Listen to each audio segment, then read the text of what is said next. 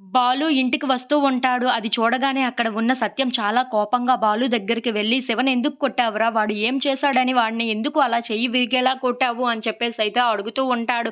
ఆ మాటలు వినగానే అక్కడ ఉన్న మీనా మాత్రం చాలా బాధపడుతూ ఉంటుంది. ఇంతలో అక్కడ ఉన్న ప్రభావతి, "వాడు ఏదో ఎదవ పనే చేసి ఉండాలి. అందుకే వీడు కొట్టాడు. వాడికి బాగా అయ్యింది" అని చెప్పేసైతే అంటూ ఉంటుంది. ఆ మాటలు వినగానే అక్కడ ఉన్న మీనా మాత్రం వాళ్ళ తమ్ముడిని తలుచుకొని చాలా బాధపడుతూ ఉంటుంది. ఇంతలో అక్కడ ఉన్న శృతి మాత్రం, "మీనా కాబట్టి అలా వదిలేసింది. అదే ఇంకొకరు ఎవరైనా అయితే కేస్ పెట్టేవారు, జైలుకి పంపించేవారు తెలుసా?" అని చెప్పేసైతే బాలు వైపు చూసి మాట్లాడుతూ ఉంటుంది.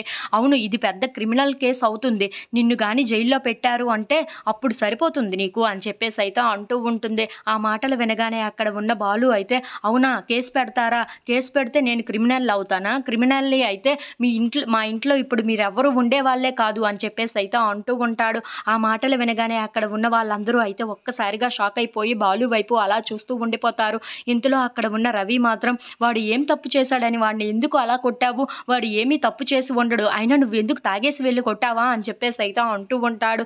ఆ మాటలకి అక్కడ ఉన్న బాలుకి చాలా కోపం వచ్చేసి, "వాడు చేసిన పనికి వాడిని కొట్టడం కాదు, ఏదైనా చెయ్యొచ్చు" అని చెప్పేసైతే అంటూ ఉంటాడు. ఆ మాటలు వినగానే అక్కడ ఉన్న మీనా అయితే చాలా కోపంగా బాలు దగ్గరికి వచ్చి, "ఏంటి ఈరోజు వాడికి జరిగింది రేపు మాకైనా జరగొచ్చు.